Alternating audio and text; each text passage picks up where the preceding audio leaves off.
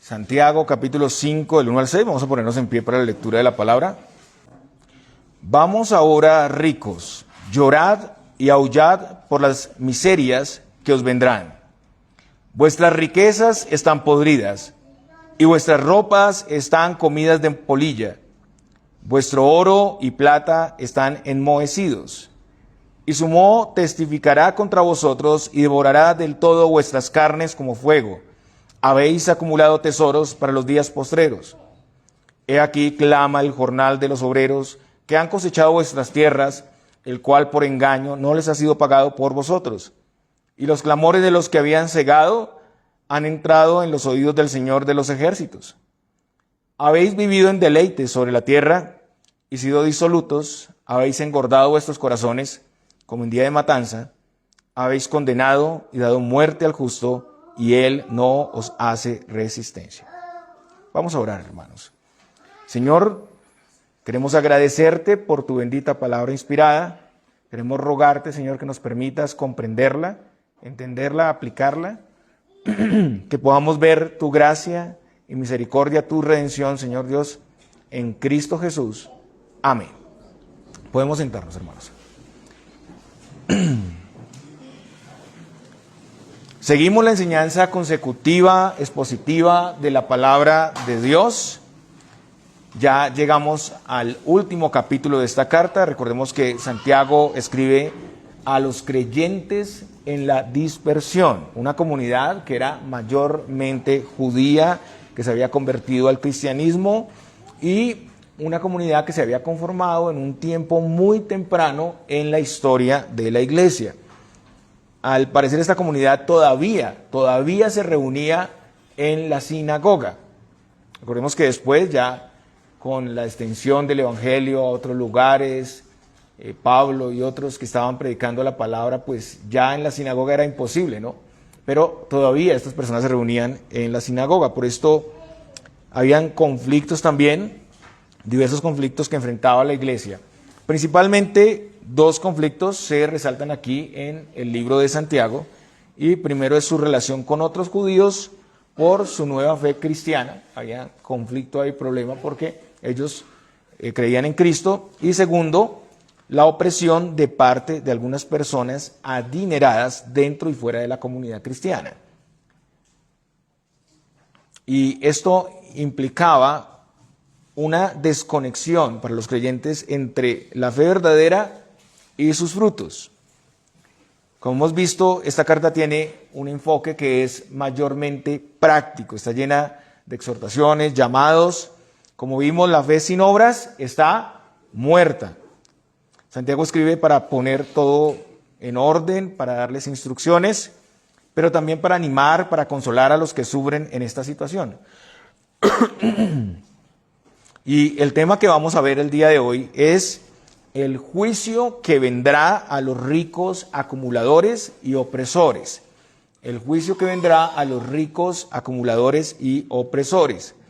Como hemos visto desde el principio de la carta, Santiago inicia con algunos temas, pero no los concluye, sino que más bien cambia a otro tema, tal vez abruptamente, podemos verlo así, pero nos damos cuenta al seguir leyendo la carta que después se desarrollan esos temas de manera más amplia. En varias porciones están esos temas. Inicialmente Santiago habló de los ricos en relación a la temporalidad de la vida. Es mejor gloriarse en el Evangelio del Señor que en las riquezas materiales. Santiago 1 del 10 al 11. Ustedes pueden verlo ahí en esos textos, en sus Biblias. Después Santiago habló de la verdadera religión como ocuparse de los más vulnerables y guardarse sin mancha del mundo. Santiago 1, 27. Eso está conectado con nuestro texto. Seguidamente Santiago habló de las preferencias de algunos por los ricos dentro de la iglesia, y esto en contraste con el menosprecio de los pobres. Ese es el pecado de la parcialidad. Eso está en Santiago 2 del 1 al 5. En ese mismo contexto, él le recordaba las injusticias de los ricos, llevando a los pobres a los tribunales y blasfemando el nombre del Señor. Claramente son ricos que están fuera de la iglesia, pero que hacían esto contra los creyentes. En el capítulo 4, Santiago habló de las codicias, incluso llegando al asesinato, envidias y el pedir para gastar en los deleites, capítulo 4, versículos 2 al 3. Y en la última porción que vimos, Santiago 4, del 13 al 17, Santiago habló sobre la soberbia de quienes hacen planes de ganancia, contempla el dinero, sin contar con la voluntad de Dios. Y ahora en el capítulo 5 vemos que Santiago sigue hablando de estas personas, pero aquí tenemos el anuncio del terrible juicio que vendrá sobre los ricos opresores. Y esta es una advertencia para toda la iglesia, pero también un claro llamado al arrepentimiento.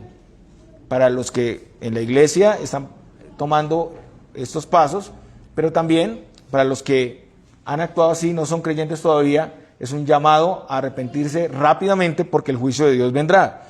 La acumulación egoísta es un claro reflejo de la falta de amor, de un corazón idólatra, sin temor al juicio de Dios, y lleva a una vida disoluta y a muchas injusticias. Pero el antídoto contra la avaricia es el contentamiento y la dependencia de Dios, que nos lleva al temor a Dios, la santidad, la justicia y la generosidad. Y quiero leer una ilustración que escuché hace un tiempo, que me parece conveniente para iniciar ese sermón. Y es sobre un pescador mexicano. Y es así, un importante, acaudalado hombre de negocios americano está contemplando el paisaje marítimo en el muelle de un pequeño pueblo mexicano. En ese momento llega un pequeño bote a la costa y en su interior solamente hay un pescador y unos pocos atunes que ha conseguido ahí trabajando en su faena. El hombre de negocios acaudalado felicita al pescador por el buen pescado que ha traído y le pregunta cuánto le costó pescarlo, cuánto esfuerzo hizo. El pescador le contesta, pues solo un momento, señor, solo un ratico nada más. Entonces el hombre de negocios le pregunta, ¿y por qué no te quedas más tiempo en el mar y pescas más peces? El pescador le responde que con lo que ha pescado le basta para sostener las necesidades inmediatas de su familia. Entonces el hombre de negocios le pregunta, pero entonces, ¿qué haces todo el día? ¿Qué haces el resto del día? Y el pescador le responde, me levanto tarde, pesco un rato, juego con mis hijos, hago la siesta con mi mujer y cada noche salgo un rato con los amigos para beber vino y a tocar la guitarra y tengo una vida muy ocupada, señor. Así que el hombre de negocios le responde burlonamente, pues yo soy un magíster en administración de negocios en Harvard y yo podría ayudarte. Deberías pasar más tiempo trabajando, pescando y con los beneficios comprarte un barco más grande y con los beneficios de pescar con un bote más grande deberías comprar más barcos, más botes hasta conseguir una flota pesquera propia. En lugar de vender tus pescas pequeñas a un intermediario, deberías venderlas directamente a la fábrica de enlatado y finalmente deberías montar tu propia fábrica de enlatado, así controlarías el producto, el procesado y la distribución. Para ello necesitarás dejar de vivir en este pequeño pueblo costero, trasladarte a la gran ciudad donde podrás dirigir mucho mejor tu empresa en expansión. Entonces el pescador le pregunta, pero señor, ¿cuánto tardaría yo en lograr todo eso? Y el hombre de negocios le dice, bueno, entre 15 y 20 años, pero el pescador responde, ¿y después qué sigue? El hombre de negocios estalla en una carcajada y le dice, luego viene lo mejor, cuando llegue el momento podrás anunciar tu salida y te harás muy rico, ganarás millones y millones. Y el pescador dice, ¿y después qué? El hombre de negocios le mira con suficiencia y le responde, entonces podrás retirarte, trasladarte a vivir en un pueblecito pesquero en la zona costera, levantarte tarde, pescar un poco, jugar con los niños, hacer la siesta con tu mujer, acercarte al bar por las noches y tomarte un vino con tus amigos mientras te diviertes tocando la guitarra. Y bueno, es una historia ficticia tal vez, tiene algunas cosas de pronto aplicables, pero lo que vemos aquí es que nosotros podemos ahorita identificarnos con este pescador pobre mexicano y decimos, uy sí, ¿cómo así? Termina en lo mismo y todo esto. Pero estamos viviendo en el mundo del hombre rico. Y la mayoría de nosotros tenemos que coordinar y conciliar las dos situaciones. Esta ilustración no es mía, es de otro pastor que la dio en otro sermón, pero me parece muy interesante y propicia para esta enseñanza. El pasaje dice: vamos ahora, ricos, llorad y aullad por las miserias que os vendrán. Y Santiago de nuevo aquí, como un profeta del Antiguo Testamento, dice: vamos ahora, que como hemos visto, este es un llamado a prestar atención, a estar atentos. Y Santiago habla a los ricos. Aquí no se habla absolutamente de todos los ricos, sino de los ricos que oprimen a los pobres. Eran varios los pecados que denuncia Santiago de estos ricos opresores allá en su momento. En primer lugar, está el amor al dinero. Esto es el acaparamiento egoísta. Lo que denuncia aquí Santiago es que son malos administradores y sus riquezas se están perdiendo en la acumulación. Estas personas acumulan egoístamente, no comparten con los pobres, aunque tienen de más. Segundo, viven sin el temor al juicio de Dios en los días postreros, como si no hubiera a venir un juicio. No debiera venir un juicio. Tercero, hacen injusticia contra los más vulnerables, con engaños, retrasan o roban el salario de los jornaleros. Cuarto, viven en deleites y excesos sin darse cuenta que se acerca su juicio. Y quinto, llegaron a condenar y asesinar al justo. Esto es lo que enseña el pasaje básicamente. Entonces empecemos. Estas personas de alguna manera estaban asociadas con la iglesia, pero atacaban a los pobres. Sus obras no correspondían con su supuesta fe. Como ya vimos, algunas personas en la iglesia habían sido víctimas de los ricos opresores, adentro y afuera.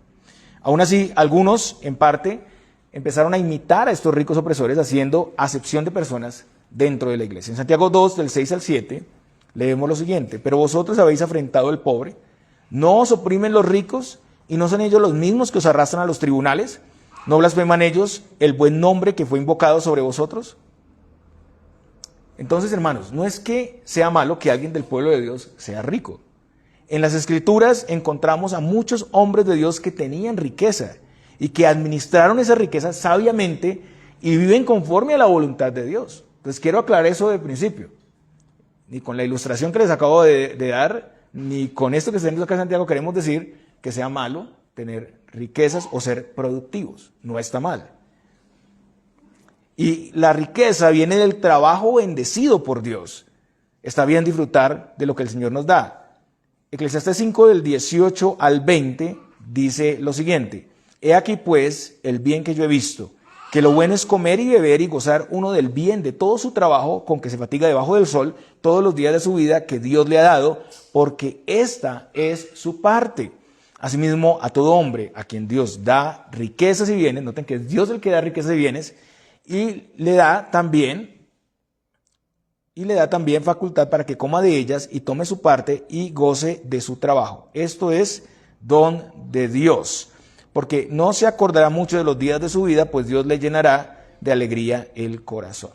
También Pablo dice a Timoteo en 1 Timoteo 6:17: a los ricos de este siglo manda que no sean altivos, ni pongan la esperanza en las riquezas, las cuales son inciertas, sino en el Dios vivo que nos da todas las cosas en abundancia para que las disfrutemos. Entonces, lo que se condena es el mal uso de las riquezas, el amor al dinero, la avaricia, que conduce a muchos males. Como 1 Timoteo 6, del 9 al 10 dice: porque los que quieren enriquecerse caen en tentación y lazo y en muchas codicias necias y dañosas, que hunden a los hombres en destrucción y perdición. Porque raíz de todos los males es el amor al dinero, el cual codiciando algunos se extraviaron de la fe y fueron traspasados de muchos dolores. Entonces aquí se denuncia a los que llegaron a adorar el dinero en lugar de adorar a Dios y hacer su voluntad. Y eso los llevó al abandono de la fe. Estas personas estaban persiguiendo al pueblo de Dios y Santiago anuncia su verdadera condición y el juicio que estas personas van a recibir. Santiago dice: llorad y aullad. Y esto es literalmente sollozar con fuerza, es lamentar, o sea, llorar a gritos y dolorosamente. Y aullar se refiere a dar alaridos. Esto es algo similar a lo que leemos en Santiago 4:9, donde se habla del arrepentimiento con dolor y lamento. Decíamos, exponiendo este texto, que a veces no entendemos la dimensión del pecado y por eso no nos afligimos, no nos da ninguna sensibilidad. No nos da ninguna sensibilidad el pecado, es como si no pasara nada, pero aquí dice: afligidos y lamentad y llorad, vuestra risa se convertirá en lloro y vuestro gozo en tristeza. La razón de este lamento con gritos y alaridos es el juicio de Dios que vendrá. Si estas personas conocieran lo que les vendrá, deberían estar lamentándose inmediatamente y volviéndose al Señor. La palabra miseria describe esa aflicción abrumadora que van a experimentar estas personas. La aparente alegría y paz que disfruta el rico opresor en sus riquezas pronto se va a convertir en tristeza, o sea que su juicio se aproxima. Pero quienes se arrepienten ahora y lamentan sus pecados van a tener gozo al final. Recordemos las palabras del Señor en Lucas 6, 24 al 25. Mas ay de vosotros, ricos, porque ya tenéis vuestro consuelo. Ay de vosotros los que ahora estáis saciados, porque tendréis hambre. Ay de vosotros los que ahora reís, porque lamentaréis y lloraréis. Si no se arrepienten, hay un destino, una condenación segura para esos ricos acaparadores e injustos. Ahora, Santiago pasa a mostrarnos la consecuencia de la acumulación egoísta y el juicio de Dios. Versículos 2 y 3. Vuestras riquezas están podridas y vuestras ropas están comidas de polilla. Vuestro oro y plata están enmohecidos, y su moho testificará contra vosotros, y devorará del todo vuestras carnes como fuego. Habéis acumulado tesoros para los días postreros. Para las personas de este tiempo, la riqueza se medía, como vemos aquí, en ropa, oro y plata. Cosas que estaban sujetas al deterioro. Las riquezas podridas significa que se echaron a perder. La acumulación egoísta de sus riquezas solo ha conseguido su deterioro y finalmente la pérdida. Ese deterioro viene por la falta de uso, por la acumulación del ricos. Eclesiastés 5:13 dice: hay un mal doloroso que he visto debajo del sol, las riquezas guardadas por sus dueños para su mal. Salomón, después de vivir una vida ostentosa llena de deleites y lujos, ve el acaparamiento egoísta aquí en este pasaje como algo malo y doloroso. Acaparar solo deja como resultado la destrucción de los mismos bienes y de la persona. Los alimentos son los primeros en deteriorarse y perderse. En ese tiempo la riqueza de una persona también se podía medir en la cantidad de comida que guardaba, almacenada, carnes, granos y frutas. Actualmente se puede mantener con sal, con humo, la carne, ¿no?, por un tiempo, pero si no se consume finalmente se daña. Las personas almacenaban grano, el grano estaba expuesto a muchos animales, roedores, diferentes plagas, bacterias que corrompían la comida que estaba guardada. Y los frutos rápidamente se maduran o se pudren. En segundo lugar tenemos la ropa de los ricos, que en este caso no se deterioraba por el uso, sino todo lo contrario, por la acumulación y el desuso. En Oriente, gran parte de la riqueza de una persona podía medirse con los vestidos finos, vestidos elaborados. Eran ropas externas como túnicas, mantos o capas, algunos bordados con joyas muy hermosas. Y los ricos usaban el lino fino y la púrpura. Ustedes recuerdan en la historia del rico y Lázaro, él se vestía de lino fino y púrpura, ¿no? Esa era la ropa espléndida. Pero siendo muchos los vestidos, no los podían usar todos regularmente y al almacenarlos, entonces la polilla se los comía. La polilla es un insecto que se alimenta de la tela. Pero los vestidos en ese tiempo y en el nuestro no pueden considerarse un verdadero tesoro porque igualmente están sujetos al deterioro. No son posesiones duraderas. En tercer lugar tenemos el oro y la plata que al estar guardados eran, dice aquí, enmohecidos y corroídos. El moho sobre el oro y la plata en el original es óxido. Si miramos la palabra que se usa ahí es óxido. Todos sabemos que los metales preciosos pues no son afectados por el óxido. Entonces, esto puede ser aquí figurado. Hay varias interpretaciones. Estos metales son tan inútiles como si estuvieran completamente corroídos, como si existiera esa posibilidad. Pero también Santiago puede estar haciendo referencia a las monedas de su tiempo, que no eran oro puro, sino eran una aleación con otros metales. Y en ese caso, entonces, sí podían oxidarse o corroerse por esa aleación. Se llena de óxido de moho, lo que no se utiliza bien de forma continuada. Además, las riquezas están expuestas a muchos peligros y a la pérdida aún en los bancos. La acumulación egoísta no produce buenos dividendos, es lo que está diciendo aquí la palabra. Y recordemos aquí a delincuentes que escondían el dinero, ¿no? Hace unos años, en huacas, ¿no? Lo guardaban en canecas y echaban cal y una cantidad de cosas. Dinero mal habido debajo de la tierra, y después cuando iban a abrir eso estaba completamente podrido, ¿no? Deteriorado. También incluso quienes tienen las riquezas lícitas todo el tiempo están expuestos a muchas circunstancias y a la pérdida. Los ricos mismos están expuestos a la muerte, por ejemplo, dejando su acumulación en manos de otros y llevando la sentencia de no haber compartido con los más necesitados.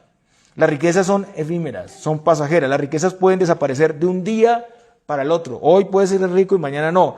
En el libro de Job 27:19, dice lo siguiente: rico se acuesta, pero por última vez abrirá sus ojos y nada tendrá. En Proverbios también leemos, Proverbios 23:5, has de poner tus ojos en las riquezas siendo ningunas, porque se harán alas como alas de águila y volarán al cielo. Nada garantiza que puedan ocurrir diferentes situaciones que ponen en riesgo el patrimonio.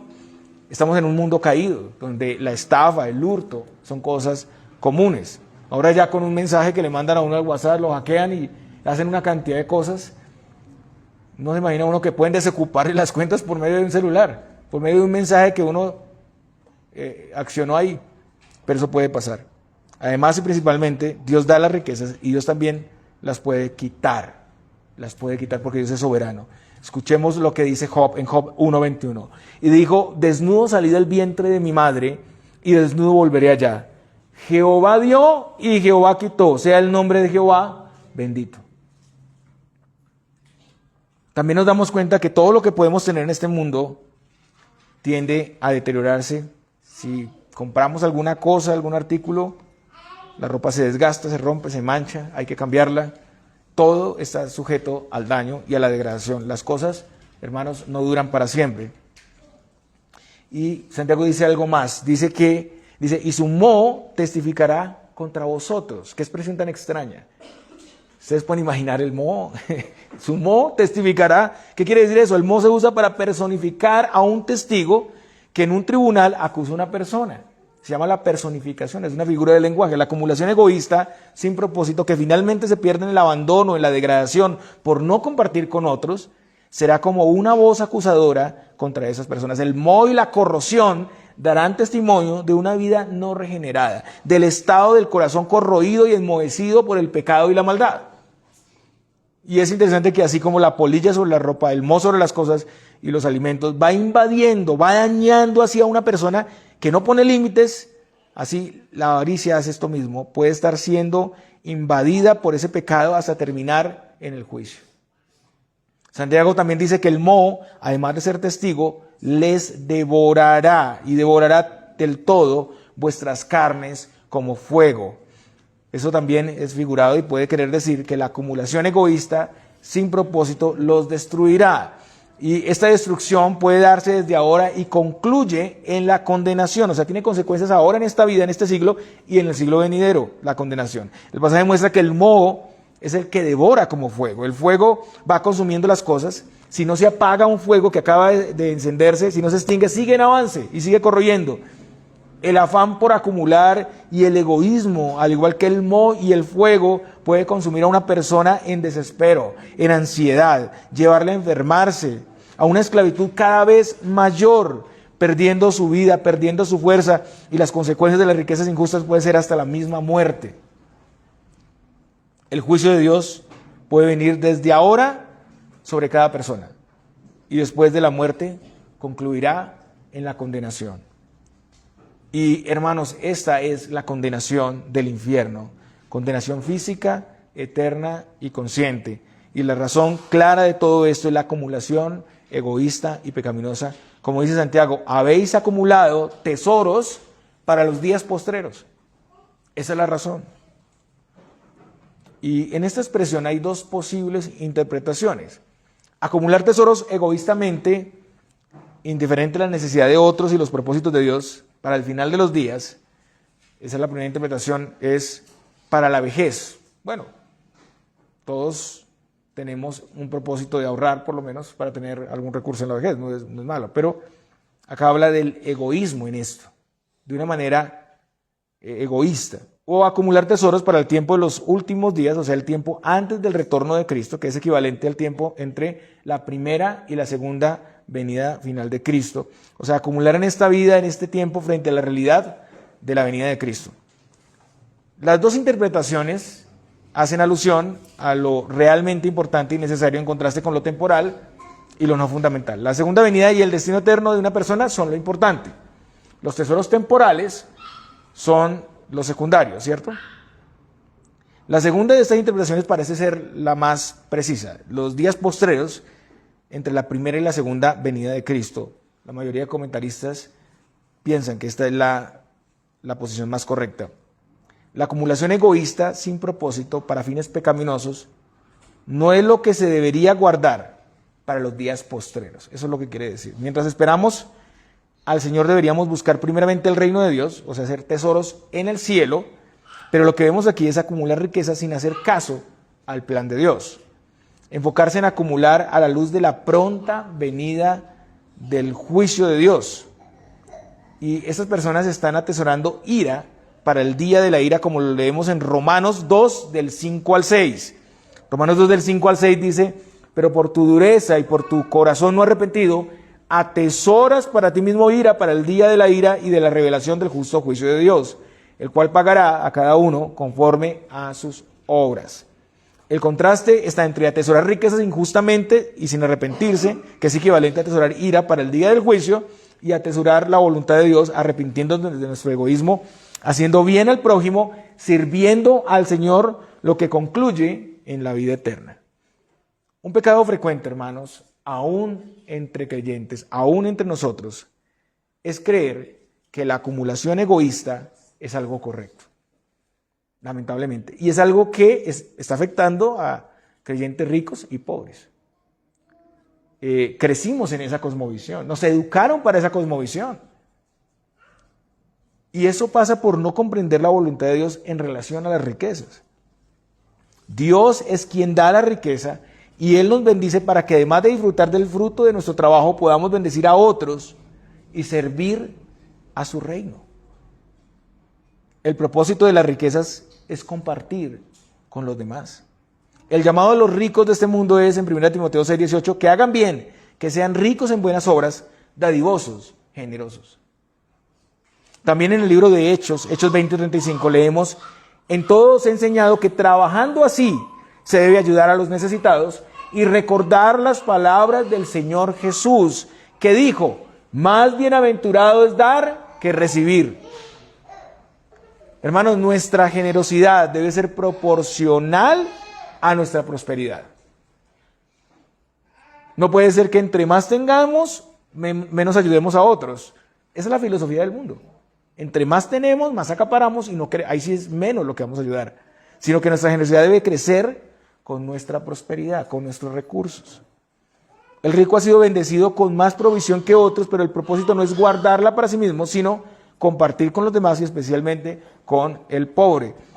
No es pecado, de nuevo, no es pecado ser rico, pero sí es pecado usar la riqueza egoístamente. Realmente hay muchas bendiciones para los que son generosos. Porque ese es el otro punto. Si entonces soy generoso y proporcional a lo que tengo, entonces voy a quedarme sin nada. No se nos prohíbe ser buenos administradores, se nos llama a ser buenos administradores. Y la promesa es que Dios bendecirá. Bendecirá para que podamos bendecir más. Interesante. Hay muchas bendiciones para los generosos. Proverbios 11, del 24 al 25. Escuchen esto. Hay quienes reparten y les es añadido más. Y hay quienes retienen más de lo que es justo, pero vienen a pobreza. El alma generosa será prosperada. Y al que saciare, él también será saciado. Ese es un principio general donde vemos bendición espiritual y material. Repartir trae bendición y prosperidad y promesa de bendición al futuro, y retener más de lo que se necesita trae pobreza. No suena lógico, hermanos. Matemáticamente eso no suena lógico, pero para los ateos no debería sonar lógico. para los creyentes es completamente coherente porque tenemos un Dios que nos da todas las cosas y nos da en abundancia para que las disfrutemos y para que compartamos con otros. Al generoso, hermanos, nunca le faltará, es la promesa de Dios. 2 Corintios 9:8 dice, y poderoso es Dios para hacer que abunde en vosotros toda gracia, a fin de que teniendo siempre en todas las cosas todo lo suficiente, abundéis para toda buena obra. Entonces el consejo es a no vivir para almacenar egoístamente, haciendo de las riquezas un ídolo, sino hacer tesoros en el cielo, haciendo de la riqueza un medio dado por Dios para bendecir a los demás. Como lo dice el Señor en el Sermón del Monte también, no os hagáis tesoros en la tierra, donde la polilla y el orín corrompen, y donde ladrones minan y hurtan, sino haceos tesoros en el cielo, donde ni la polilla ni el orín corrompen, y donde ladrones no minan ni hurtan. Porque donde esté vuestro tesoro, allí estará también vuestro corazón. ¿Dónde está nuestro tesoro? ¿En el banco? ¿En la caja fuerte? ¿En las propiedades? ¿En los vestidos? ¿En la nevera llena? ¿En la alacena llena? ¿En las capacidades? Examinemos eso. Nuestro tesoro está en hacer la voluntad de Dios, en Cristo. Hermanos, como creyentes somos productivos y de hecho es lo consecuente, pero no podemos poner la esperanza en las riquezas ni confiar en ellas como el único fin y propósito de la vida y nuestra seguridad. Nuestra seguridad está en el Señor, depende del Señor. También se nos manda a disfrutar de los bienes materiales con agradecimiento como una bendición de Dios, a compartir con los necesitados, a apoyar el reino de Dios y su plan en la tierra mientras esperamos la segunda venida de Cristo. Entonces, esto nos llama a identificar el tiempo en el que estamos. Vivimos en los postreros días, en los límites de la eternidad, donde nada podremos sacar de este mundo y una sola cosa es prioritaria, el reino de Dios y su justicia. Todo lo demás es importante, pero es secundario. Debemos vivir pensando que la venida del Señor está cerca. Hermanos, ¿cómo vivirían ustedes y yo si supiéramos, si se pudiera, pero no se puede, pero si supiéramos que la venida del Señor es mañana o en esta semana? ¿Cómo sería nuestra vida en estos días que faltan a estar en el juicio de Dios? Hermanos, esta fue la realidad que motivó la generosidad en los primeros creyentes en el libro de Hechos. Por eso tenían todas las cosas en común, porque para ellos la venida de Cristo iba a ser el siguiente día o inminente. O sea, ellos estaban pensando que en cualquier momento iba a ocurrir la segunda venida de Cristo. Esa realidad, hermano, nos dará la cosmovisión correcta para vivir y administrar nuestros recursos en este mundo. Lo contrario, traería el juicio de Dios. Y yo no sé si estemos esperando, aplazando, porque pensamos que queda mucho tiempo. Pero la venida del Señor está cerca. La venida del Señor está cerca. Y aquí Santiago describe cómo una cosa puede llevar a otra mucho peor. La acumulación por avaricia, en lugar de la buena administración, donde hay generosidad hacia los necesitados, lleva a otros pecados como el abuso y la injusticia. O sea, cuando no se detiene algo, eso tiende a seguir. El pecado crece, el pecado no echa para atrás. El pecado no se devuelve, eso continúa si no se detiene. Cuando quieres tener más, nunca paras. Y ya no es suficiente acumular dejando de ser generosos, que es como el pecado que vemos como normal, lo normalizamos, lo volvemos común. Sino que lo que sigue ahora es el hurto. Mire lo que dice el versículo 4. He aquí clama el jornal de los obreros que han cosechado vuestras tierras, el cual por engaño no les ha sido pagado por vosotros, y los clamores de los que habían cegado han entrado en los oídos del Señor de los ejércitos. Y uno se pregunta, ¿cómo puede pasar esto? Tienen los graneros llenos, tienen vestidos en su closet hasta más no poder, tienen oro y plata que están enmohecidos, pero ahora le quieren robar el jornal a unas personas que viven del día a día. ¿Cómo puede pasar esto? Hermanos, así somos, este es nuestro corazón. Así somos cuando no limitamos el pecado. Según vemos aquí, estas personas adineradas eran terratenientes o hacendados, habían contratado jornaleros para trabajar en sus cultivos. El trabajo consistía en cegar el grano, envolverlo y juntar las gavillas. Esa era la labor. Para ese momento la cosecha ya había sido recogida y estaba almacenada en los graneros de los ricos. Pero el salario de los jornaleros no había sido pagado. Los jornaleros debían recibir su jornal al final de cada día. les pagaban diario. Y para este momento no había sido pagado. Más bien los terratenientes se valieron de engaños, de artimañas para demorar, disminuir o robar el pago. Los ricos estaban abastecidos y con ganancias, pero los pobres con necesidades. Y aquí los pobres son personificados en el jornal. Es muy común esta figura que usa Santiago, la personificación. El jornal clama y es escuchado por Dios. Dios escucha el jornal, ¿desde dónde? Desde el bolsillo y desde los depósitos de los ricos opresores que no le quieren pagar a los jornaleros.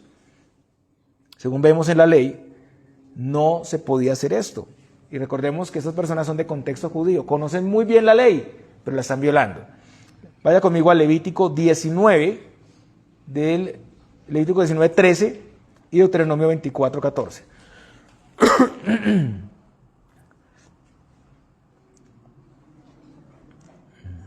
Levítico 19, 13 y Deuteronomio 24, 14 al 15. Levítico 19, 13 dice: no oprimirás a tu prójimo, ni le robarás, no retendrás el salario del jornalero en tu casa hasta la mañana. Ahora Deuteronomio 24, 14 al 15. No oprimirás al jornalero pobre y menesteroso, ya sea de tus hermanos o de los extranjeros que habitan en tu tierra, dentro de tus ciudades.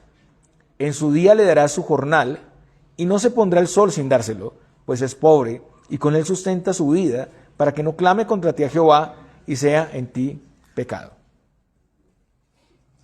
Al final de este texto, si ustedes van más adelante, en el capítulo 24, el versículo 22, el Señor les da la razón de esto. ¿Cuál es la razón de ser justos y pagar el salario cada día? Deuteronomio 24, 22 dice: y acuérdate que fuiste siervo en tierra de Egipto, por tanto yo te mando que hagas esto. Ellos fueron esclavos y ahora por la gracia de Dios habían sido liberados, habían sido bendecidos, entonces debían tratar igualmente a los demás. La esclavitud egipcia y la liberación por medio de la Pascua, ustedes recuerdan, señalaba a Cristo, la liberación del pecado, nuestro Redentor. Todos éramos esclavos y Cristo nos redimió para que sirviéramos a su propósito y para que participemos en la liberación de otros en esclavitud.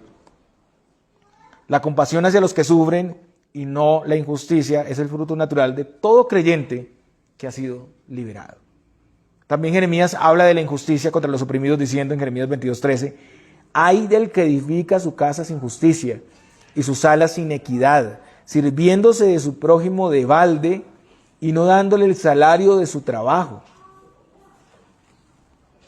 Hermanos, estas personas vivían del pan de cada día. No pagarles el salario de un día era ponerlos a aguantar hambre a ellos y a todos sus hijos. Era como matarlos en vida. Esta injusticia los llevaba a padecer hambre, necesidades terribles, angustia, temores, enojo que venía contra estas personas injustas.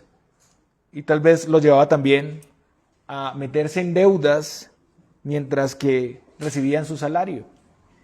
Estas personas seguramente agotaron sus clamores ante sus jefes, que nunca los escucharon, pero en contraste, ellos fueron escuchados por Dios. Y aquí Santiago usa el nombre de Dios, Señor Sabaoth, o Señor de las huestes celestiales y de la tierra, o sea, Señor de los ejércitos. Él es el Dios que tiene bajo su gobierno a millones y millones de ángeles. Y esta es una amenaza, es una declaración de juicio y castigo contra los ricos opresores. Utilizar este nombre aquí, que era muy conocido por los judíos, esto muestra que esta comunidad era mayormente judía, está dándoles un aviso. Ustedes están tocando terreno sagrado, se están metiendo con Jehová de los ejércitos, el defensor de los más vulnerables y los oprimidos. Atacarles o robarles, así sea lo más mínimo, un jornal de un día, es hacerlo contra él. Es provocar al sumo gobernante del universo, que no dudará en enviar a sus ángeles y hacer justicia. Los hacendados y terratenientes han abusado de su administración y han sido injustos, pero el Dios soberano y todopoderoso hará justicia. Buscar enriquecerse rápidamente, hermanos, lleva a prácticas deshonestas. Los ricos opresores pueden valerse de trampas, como contratos ilegales, acuerdos no éticos, cláusulas engañosas, crear falsas expectativas en los empleados, negocios ventajosos para dejar a otros en la ruina, explotación por la necesidad de las mismas personas. Muchos llegan a justificar ese comportamiento por un manejo astuto de la ley laboral. Hoy en día es muy común y se aprovechan de la ignorancia de muchas personas. Pero esto no puede pasar en el pueblo de Dios. No puede pasar en el pueblo de Dios, sino que es todo lo contrario. La justicia y la verdad debe primar, y el pecado de la avaricia, que ha llegado al hurto y al abuso, no siendo corregido ahí, sigue también otros caminos más grandes. Va creciendo la bola de nieve, ¿cierto?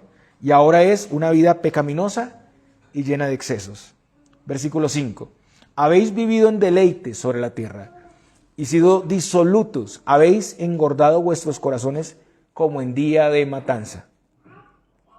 La acumulación de riquezas que se ha multiplicado por la trampa y el abuso a los más vulnerables es usada egoístamente y para satisfacer los deseos de la carne. Hay derroche y desperdicio de recursos, se vive para sí mismos y para el pecado, ¿no?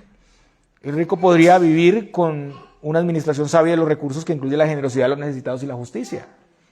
Pero en este punto el avaro que ha estafado al pobre tampoco tiene la mínima intención de ayudarlo o servirlo. En su vanidad más bien se entrega a satisfacer sus deseos pecaminosos y tiene la capacidad para hacerlo. Su capacidad económica le permite no negarse ningún deleite. Y Santiago describe su condición al compararlos con animales de sacrificio. Habéis engordado vuestros corazones como en día de matanza. Y este lenguaje es muy similar a las palabras de Jeremías cuando se queja contra Dios, describiendo el camino de los no creyentes en contraste con el justo, y pide juicio, el castigo de Dios contra los no creyentes. Jeremías 12:3, vaya conmigo ese texto y miramos lo que dice. Jeremías 12:3.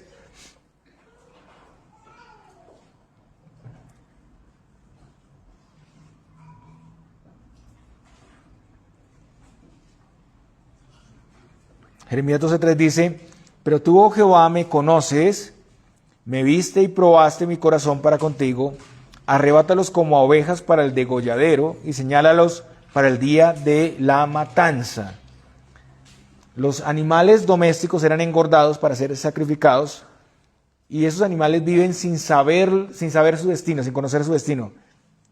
La comparación en nuestro pasaje es con los corazones. Como sabemos, el corazón representa todo el ser del hombre. Ellos se han abastecido, han saciado todos sus deseos y extravagancias, sin saber que todo esto ha hecho más grande su juicio. Su egoísmo, avaricia, vanidades, placeres, injusticias les han engordado para ser juzgados. Esa es la figura ahí.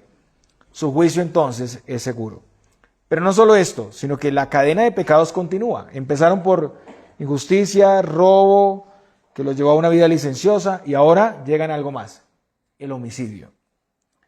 Versículo 6. Habéis condenado y dado muerte al justo, y él no os hace resistencia. Recordemos a Santiago, lo dicho por Santiago en Santiago 2:6. Los ricos llevaban a los pobres a los tribunales. Y como vemos aquí, los ricos seguramente usaron su dinero, su influencia, para corromper a los jueces y así condenar al justo. En la historia, una y otra vez vemos como muchos usan el poder del gobierno, el poder de la política, para destruir al pobre.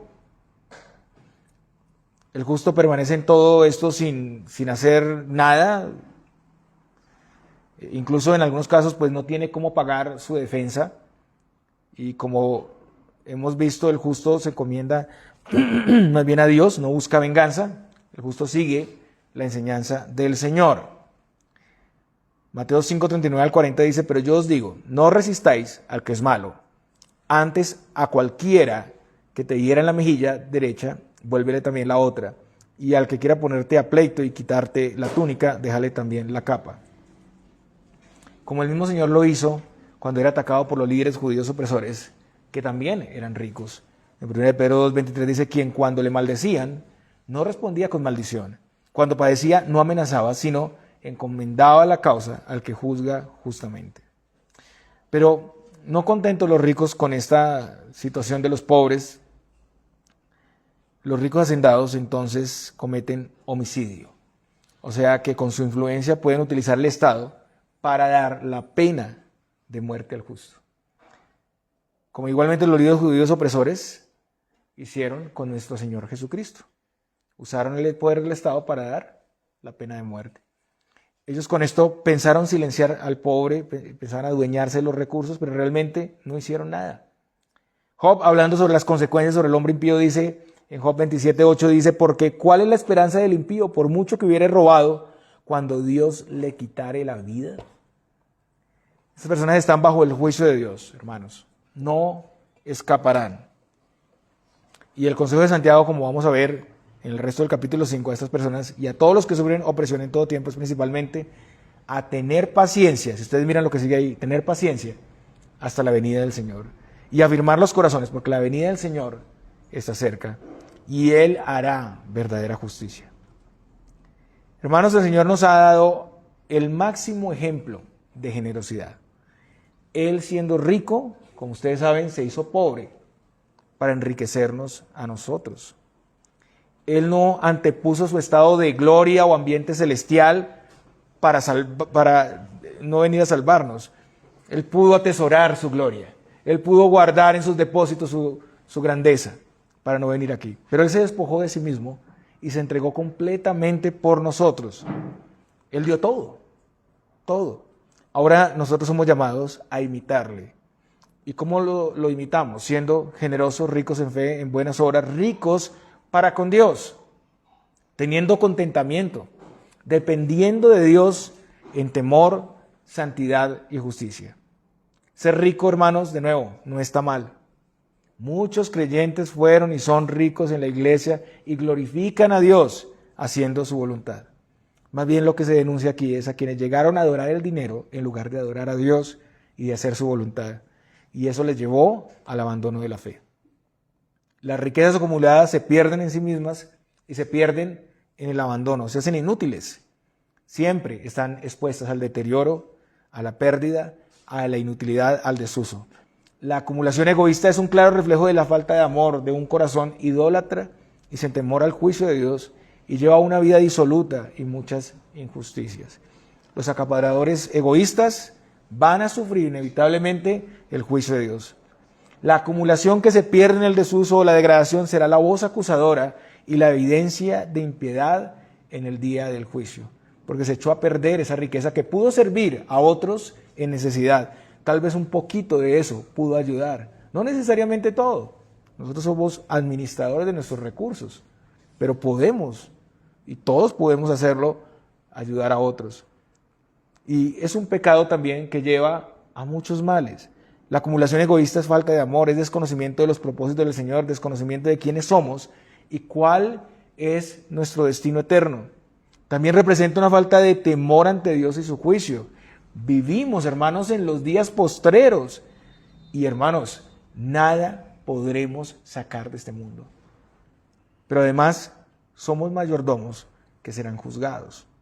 Dios da la riqueza para que la disfrutemos, pero también hay propósitos que acompañan esa bendición. La riqueza no es simplemente para acumular, sino para compartir con gozo, con generosidad. La riqueza no debe ganarse injustamente, sino trabajando diligentemente. La riqueza no es para el deleite pecaminoso y la vida licenciosa. La riqueza no debe adquirirse con injusticia. Pero el antídoto contra la avaricia es el contentamiento y la dependencia de Dios, que nos va a llevar al temor, a la santidad, a la justicia y la generosidad. Nuestra generosidad, como ya dije, debe ser proporcional a nuestra prosperidad. No puede ser que entre más tengamos, menos ayudemos a otros, sino que nuestra generosidad debe crecer con esa prosperidad que Dios nos da. Repartir trae bendición y prosperidad y promesa de bendición al futuro, y retener más de lo que se necesita traerá inevitablemente pobreza. Entonces el consejo es a no vivir para almacenar egoístamente, haciendo a las riquezas un ídolo, sino hacer tesoros en el cielo, haciendo de la riqueza un medio dado por Dios para bendecir a los demás. Entonces, hermanos, examinemos si nuestra prosperidad es proporcional a nuestra generosidad. ¿Será que sí, mis hermanos? Si no, pues estamos siendo instruidos, alimentados para hacerlo. Examinemos si lo que predomina en nosotros es la acumulación egoísta y la injusticia. Examinemos si estamos solo enfocados en los deleites y la vida pecaminosa. Examinemos si nuestra vida se conduce a la luz de la proximidad de la venida de Cristo y el juicio. ¿Vivimos ante la realidad de que Cristo vendrá por segunda vez? Estamos llamados a vivir en la luz, a la luz del retorno de Cristo, a la luz del juicio final. Estamos llamados a aplicar la misma misericordia que se aplicó a nosotros porque éramos esclavos, pero hemos sido liberados y bendecidos y enriquecidos para servir al Señor y a otros.